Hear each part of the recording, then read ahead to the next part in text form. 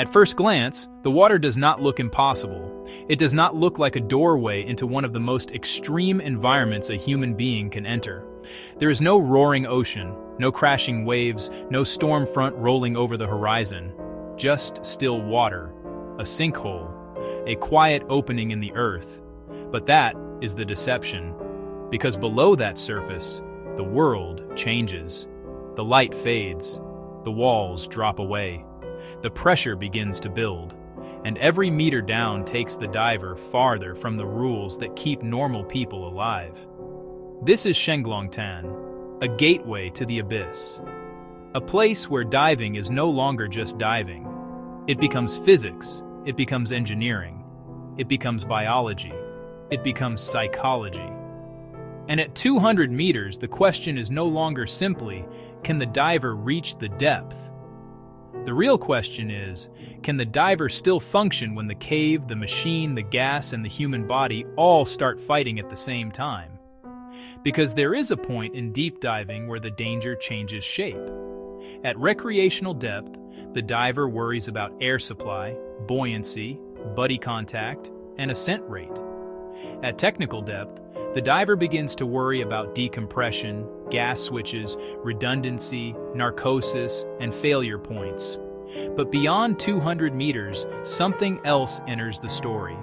The body itself becomes unstable territory. The nervous system is under pressure. The breathing gas is no longer simple. The equipment is no longer just support. It is life itself. And the mind has to stay calm inside a place where every instinct is telling it, you do not belong here. This is the threshold, the gateway, the point where standard diving physics transition into extreme biological interference. And once a diver crosses that line, there is no quick exit. There is only the plan, the machine, the team, and the diver's ability to keep thinking clearly in a world that is trying to take clarity away. Shenglongtan is not frightening because it looks violent. It is frightening because it is silent. In deep cave diving, silence can be more dangerous than chaos. Chaos warns you. Silence invites you in. A diver descends through the water column, following a line into depth. The surface shrinks above. The light becomes weaker. The water becomes heavier. The numbers on the computer keep changing. 50 meters, 80 meters, 120 meters, 150 meters. And then the descent continues toward a depth most recreational divers will never experience, and most technical divers will never attempt. 200 meters, more than 650 feet underwater. At that depth, the diver is not visiting the underwater world. The diver is trespassing inside a pressure system. A human body at 200 meters is under roughly 21 atmospheres of pressure. That means every breath, every movement, every decision, and every second is happening in an environment completely outside normal human design. The lungs are still breathing, the heart is still pumping, the eyes are still seeing, the hands are still operating equipment, but the body is no longer operating in familiar territory. The deeper the diver goes, the more the mission depends on technology. Open-circuit scuba becomes wildly inefficient at extreme depth. The deeper you go, the faster breathing gas is consumed. A normal tank that might feel generous in shallow water becomes brutally limited when pressure multiplies consumption. That is why dives like this require specialized rebreather systems. A closed-circuit rebreather does not work like a normal scuba tank. Instead of simply exhaling bubbles into the water, the diver breathes through a loop. The machine removes carbon dioxide. It adds oxygen.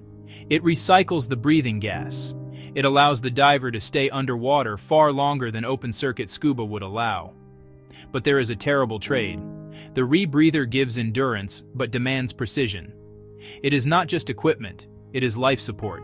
And life support has failure points.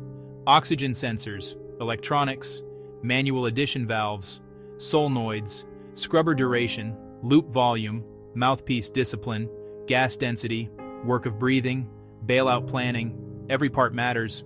A rebreather can keep a diver alive in places where ordinary scuba cannot, but it can also fail quietly. Too little oxygen, and the diver can black out. Too much oxygen, and the diver risks toxicity. Too much carbon dioxide, and panic can explode inside the body before the mind fully understands what is happening. That is why rebreather divers train obsessively. Not because the machine is magic, because the machine is unforgiving. At 200 meters, the diver is not asking one system to work. The diver is asking many systems to work perfectly at the same time. The primary rebreather, the backup plan, the bailout gas, the decompression schedule, the descent line, the support team, the dive computer, the diver's own nervous system. And this is where the mission becomes more than a descent. It becomes a chain of dependencies. A deep dive is not just one diver going down. It is an entire operation. Surface support, gas logistics, stage cylinders, support divers, emergency planning, communication limits, weather and site access, decompression schedules, medical response, and time. A 200-meter dive may include only a short period at extreme depth, but the return can take hours. That is one of the most misunderstood things about extreme diving. The bottom is not the whole dive. The bottom is only the beginning of the obligation. A diver cannot simply reach 200 meters, turn around, and swim straight to the surface. The body has absorbed inert gas under pressure. The ascent must be controlled. The decompression must be respected. The stops must be made. And the deeper the dive, the more the ascent becomes its own mission. The diver may spend only minutes in the abyss, but the abyss follows them all the way up. This is why fear at depth is so dangerous. Panic wants speed. Decompression demands patience. Panic says, "Get out now." The dive plan says, "You cannot." That conflict can become psychologically brutal. Imagine being deep enough that the surface is not an option. Imagine knowing that the fastest way out may also be the thing that kills you. Imagine feeling your body under pressure, your mind under stress, your equipment demanding attention, and your exit measured not in distance, but in hours. That is extreme diving. And in a cave or sinkhole system, the environment adds another layer. There may be no open blue water feeling. There may be walls, darkness, silt, restrictions, shot lines, navigation choices, a sense that the earth has swallowed the diver whole. At a place like Shenglongtan, the descent is not just vertical, it is psychological. The deeper a diver goes, the more the world narrows. The surface becomes an idea, not a place. The team becomes distant. The diver becomes alone inside the loop. Breathing in, breathing out, checking numbers, watching depth, watching time, watching partial pressure, watching the line, watching the mind, because the mind is part of the equipment. And past 200 meters, the mind can become one of the most fragile systems in the entire dive. This is where high-pressure nervous syndrome enters the story. HPNS is one of the strange biological problems associated with very deep helium-based diving. At extreme depth, some divers can experience tremors, dizziness, nausea, fatigue, sleep disturbance, coordination issues, and cognitive changes. It is not fear in the ordinary sense. It is not simple narcosis. It is pressure interfering with the nervous system. The body is being pushed into an environment where normal neural function can begin to misbehave. That is why the phrase biological interference matters. The diver is not only fighting the cave. The diver is not only managing the rebreather. The diver is also managing a body that may start sending distorted signals. Hands may shake, fine motor skills may degrade, thinking may slow, confidence may flicker, and at 200 meters, small losses matter. A shaky hand matters. A delayed decision matters. A missed reading matters. A moment of confusion matters. Because the environment gives very little room for correction. The deeper the dive, the more the diver must remain calm while accepting that the body may not feel normal. That is a terrifying skill. Most people think courage means not being afraid. But in deep technical diving, courage is something different. Courage is noticing the fear and still following procedure. Courage is feeling the pressure and still moving slowly. Courage is hearing the alarm in your mind and still checking the next number. Courage is not charging deeper. Courage is staying disciplined when the environment is begging you to rush. Because the abyss punishes rushed decisions. At 200 meters, everything becomes expensive. Movement costs energy. Stress costs gas. Confusion costs time. Time increases decompression. A small equipment issue can become a cascade. A small physiological issue can become a mission-ending emergency. This is why extreme divers plan so obsessively. To outsiders, it may look excessive. Why so many cylinders? Why so much backup? Why so many checks? Why so much discussion? Why so many support roles? Why so much waiting? The answer is simple. At extreme depth, you do not get to improvise your way out. Improvisation belongs to shallow water. At 200 meters, survival belongs to preparation. The mission parameters are built around failure. What happens if the primary rebreather fails? What happens if a sensor becomes unreliable? What happens if the diver loses the descent line? What happens if carbon dioxide rises? What happens if the diver becomes disoriented? What happens if the diver has to bail out at maximum depth? What happens if the support diver misses the meeting point? What happens if the ascent takes longer than expected? What happens if the diver is delayed at depth? Every question adds weight to the plan. Every answer adds equipment. Every piece of equipment adds complexity. And every complexity creates a new thing the diver must manage. That is the paradox of extreme diving. The diver needs more equipment to survive. But more equipment means more task loading. More task loading means more chances for error. And deep underwater, task loading can become deadly. A diver who is calm on the surface may become overwhelmed when several things demand attention at once. Depth, time, buoyancy, line position, partial pressure, scrubber, bailout, team schedule, decompression ceiling, physical symptoms, mental pressure. The brain has limits, and deep diving pushes against those limits. This is why psychological readiness is not optional. A diver can have the best equipment in the world and still fail if the mind cannot keep pace. In a normal emergency on land, panic may make someone run. Underwater, panic may make someone breathe faster, kick harder, lose buoyancy, ignore procedure, miss signals, or bolt toward an ascent that cannot be safely made. In a deep cave or sinkhole, panic does not need much time. It only needs one break in discipline. That is why the gateway to the abyss is not the waterline. It is the decision point. The moment before the dive begins. The moment when the diver asks, "Am I rested? Is the equipment correct? Is the plan clear? Is the bailout realistic? Is the support team ready? Do I understand the mission? Do I understand the exit? Do I understand what happens if the dive turns ugly?" And maybe the most important question, am I willing to turn this dive before pride takes control? Because deep diving has a dangerous emotional pull. The unknown is powerful. The depth is powerful. The idea of reaching a place few humans have ever seen is powerful. Exploration is built on that pull. But the cave does not care about ambition. The cave does not care about records. The cave does not care about reputation. The cave does not care who flew across the world, who prepared for months, who carried 90 kilograms of gear, or who wants the mission to succeed. The cave only obeys physics, pressure, gas, time, distance, darkness. That is why exploration has to be colder than emotion. The diver may be passionate, but the plan must be ruthless.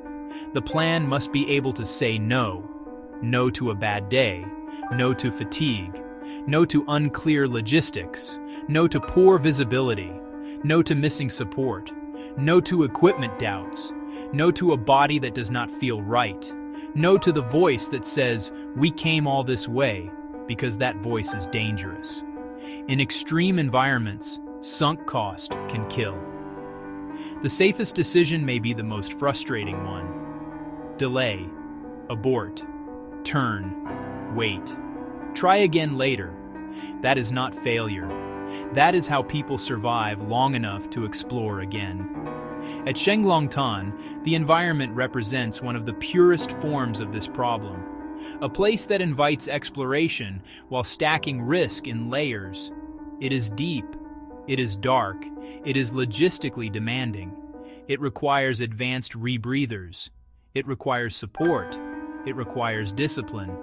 And it takes divers toward a depth where the human body itself becomes a source of uncertainty. This is why I call it the gateway to the abyss. Because the gateway is not just the entrance to the sinkhole. The gateway is the point where the dive changes categories, where recreational thinking is gone, where ordinary technical thinking is stretched, where the diver becomes dependent on machines, mathematics, and mental control, where the body is no longer a passive passenger. It becomes part of the hazard. At 200 meters, the diver is inside a hostile equation. The machine must keep breathing gas stable. The diver must control carbon dioxide. The ascent must respect decompression. The support team must be where the plan says they will be. The mind must stay organized. The body must tolerate pressure, and the cave must allow a return. That is a lot of must, and every must is a failure point. This is what makes extreme cave diving so different from ordinary adventure. In most sports, if something goes wrong, you stop. In deep cave diving, stopping does not end the problem. If something goes wrong at depth, the diver still has to come back through the entire plan. There is no helicopter pickup, no quick exit, no pause button, no direct escape, only the return. And the return is often longer and more dangerous than the descent. The diver has to climb slowly out of the pressure. Stop after stop, minute after minute, hour after hour, waiting for the body to release what the depth forced into it. This is where mental strength becomes quiet. Not dramatic, not heroic, quiet. The diver hangs in the water, checks the computer, checks the loop, checks the gas, checks the body, waits, then moves, then waits again. That waiting is survival. Every stop is a negotiation with pressure. Every minute is a refusal to let panic dictate the ascent. And by the time the diver finally reaches shallow water, the dive has already lasted far longer than the moment that made it famous. The depth may be the headline, but decompression is the bill, and the body always collects. That is the lesson of the abyss. The dangerous part is not only going down, the dangerous part is owing the cave a safe way back. So when we talk about a 200-meter descent, we should not imagine a simple vertical adventure. We should imagine a full survival system. A diver breathing through a machine, a support team waiting at planned depths, a decompression schedule controlling the return, a nervous system under pressure, a mind-fighting task overload, a body exposed to forces it was never designed to handle. And below it all, the black shape of the unknown. That is the gateway. That is what makes Shenglongtan so compelling and so terrifying. It reminds us that the most dangerous environments on Earth are not always loud. Some of them are quiet. Some of them are beautiful. Some of them look like still water in a park. But beneath the surface, they become a test of everything human beings use to survive. Technology, discipline, teamwork, training, judgment, and humility. Especially humility. Because the abyss does not forgive arrogance. It does not care how advanced the rebreather is. It does not care how skilled the diver is. It does not care how carefully the mission was planned. It only gives one answer: follow the rules of this environment or pay the price. That is why extreme cave diving should never be treated like spectacle alone. It is not just a depth number. It is not just a record. It is not just a dramatic descent into darkness. It is one of the most complex survival problems a human being can voluntarily enter. A person descends into a place with no air, no light, no direct escape, crushing pressure, biological interference, and a return path measured in hours. And they do it with a machine on their back, a plan in their head, and a team depending on every detail being right. That is not casual risk. That is the edge of human capability. And at the edge, the smallest mistake can become enormous. A bad sensor, a missed stop, a CO2 problem, a wrong gas, a faster ascent than planned, a moment of confusion, a body that suddenly feels wrong, a mind that starts to narrow. Any one of these can change the dive. Several together can become a catastrophe. So the lesson is not that no one should explore. Human beings explore. That is part of who we are. But the lesson is that places like Shenglongtan demand respect before courage. They demand preparation before ambition. They demand restraint before glory. Because there is a difference between entering the unknown and being swallowed by it. The gateway to the abyss is not evil. It is not waiting like a monster. It is simply indifferent. And indifference is more frightening. A monster chooses. The abyss does not. It just exists. Dark, deep, silent, pressurized, unforgiving. And when a diver descends into it, everything depends on whether the human plan is strong enough to survive the environment. That is the truth of 200-meter diving. The cave is not the only danger. The pressure is not the only danger. The equipment is not the only danger. The body is not the only danger. The danger is the combination. All of it at once. All of it deep enough that there is no easy way back. And that is why Shenglongtan stands as more than a dive site. It is a warning, a reminder that the most extreme underwater environments on Earth do not have to look dramatic from the surface. Sometimes the entrance to the abyss is quiet. Sometimes it is calm. Sometimes it looks almost harmless, until the diver crosses the threshold. And the water becomes a world where every breath is engineered, every movement is calculated, and every mistake has depth behind it. That is the gateway to the abyss.